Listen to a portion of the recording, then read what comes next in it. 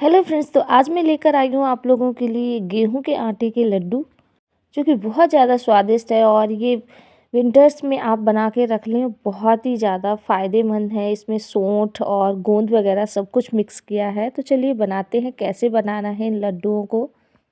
तो मैं ये लेके आई हूँ कुछ ड्राई फ्रूट्स। तो मैंने लिया है इसमें नारियल, सूखा नारियल, और ये कुछ गोंद लिया है करीब 250 ग्राम।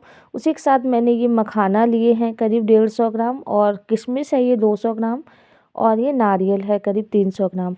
इन सबको हम क्या करेंगे, पहले ये नारियल है सूखा हुआ, इसको हम काट लेंगे।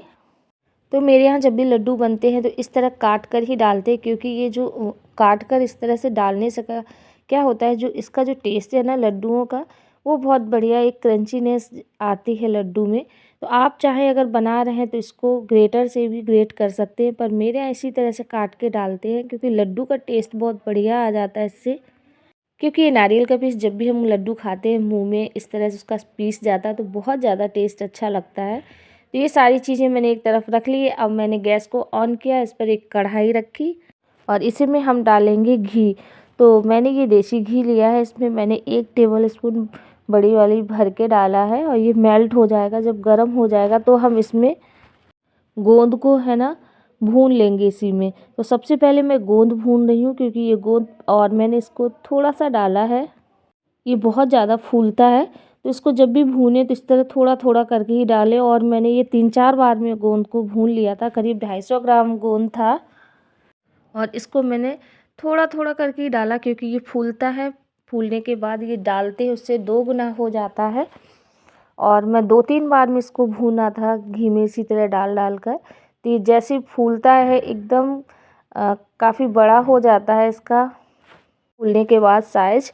तो इसी तरह से मैं 2-3 बार में इसको गोंद को अच्छी तरह से भून लूँगी घी में।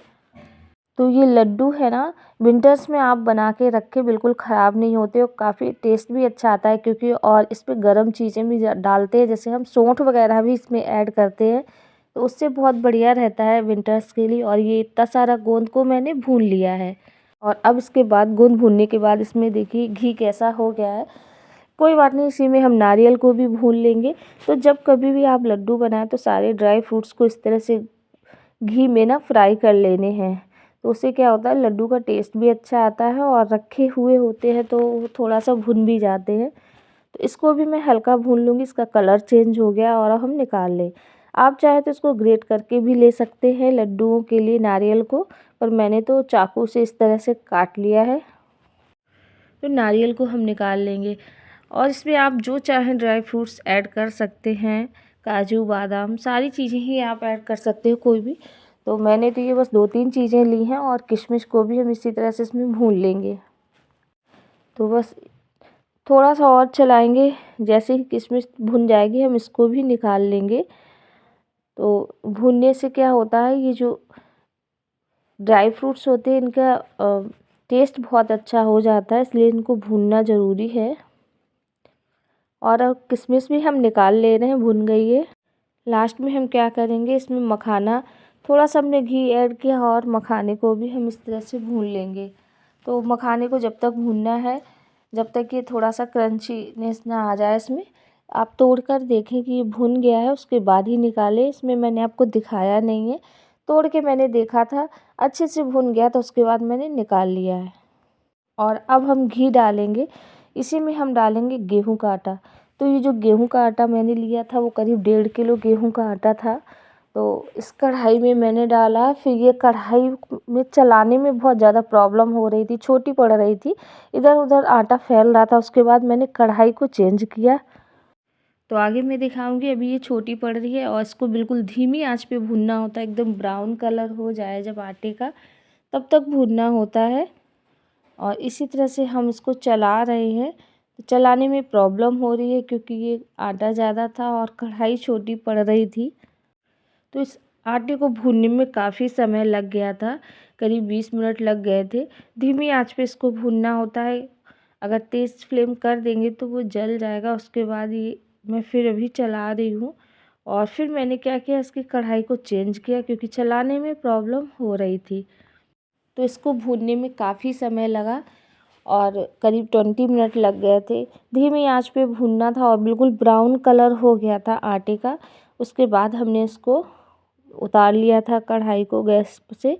तो ये देखिए कलर बिल्कुल चेंज हो गया है। किचन में खुशबू बहुत बढ़िया आ रही है। जब भी ये आटा भुनता है इस तरह से तो खुशबू अलग ही आने लगती है, पता चल जाता है ये भुन गया है, क्योंकि पूरी किचन में इतनी बढ़िया खुशबू आ रही थी। तो इसको भी हम क्या करेंगे, थोड़ी देर और रखेंगे, फिर नीचे उतार लेंगे। तो ये देखिए कढ़ाई इतनी बड़ी है, इसमें ये दिख ही नहीं रहा है कि गैस जल रही कि नहीं, लेकिन ये जल रही है गैस, और बिल्कुल धीमी फ्लेम मैंने गैस की करी है। और आटा भुन गया है, अब हम इसको निकाल लेंगे। एक नीचे हमने परात में ट्रांसफ़र कर लिया। उसके बाद हम क्या करेंगे, ये जो गोंद है ना इसको हम तोड़ लेंगे। तो मैंने क्या किया, तोड़ने के लिए मिक्सी जार में अगर डालते तो वो बहुत ज़्यादा बारीक हो जाता, फिर उसमें लड्डू में इतना बढ़िया टेस्ट नहीं आता है, करारापन क्रंचीनेस नहीं आती है लड्डू में। तो मैंने जो चटनी बटने वाला सिलवटना बटना बोलते हैं ना, उससे मैंने इस तरह तोड़ लिया है गोंद को, क्योंकि एकदम से इसको बारीक भी नहीं करना और हल्का हल्का सा दरदरा टाइप का इसको तोड़ना था। तो इसी तरह से हम मखाने के भी थोड़े थोड़े पीस ऐसे ऐसे क्रश कर लेंगे।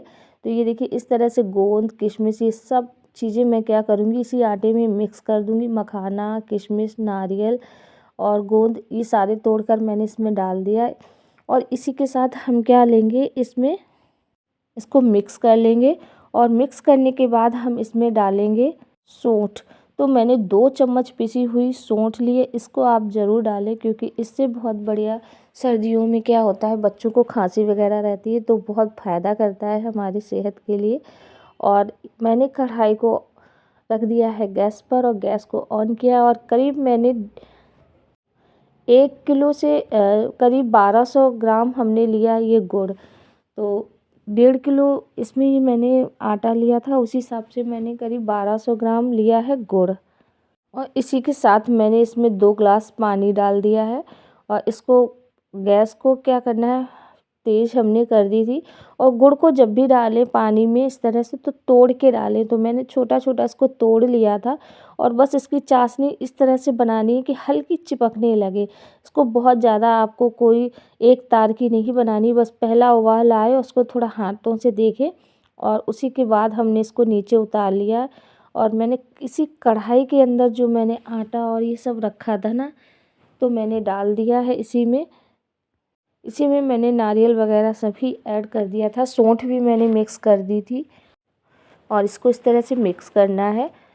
तो ये देखिए मैंने जल्दी जल्दी इसको मिक्स किया है। वैसे तो ये ठंडे हो जाने पर भी बन जाते हैं, क्योंकि ये कोई जैसे उसके बनते हैं लड्डू तिल वाले, तो उसमें बहुत ज़्यादा हार्ड रहते, एकदम गरम गरम में ही बनाने होते, इसमें कुछ नहीं है।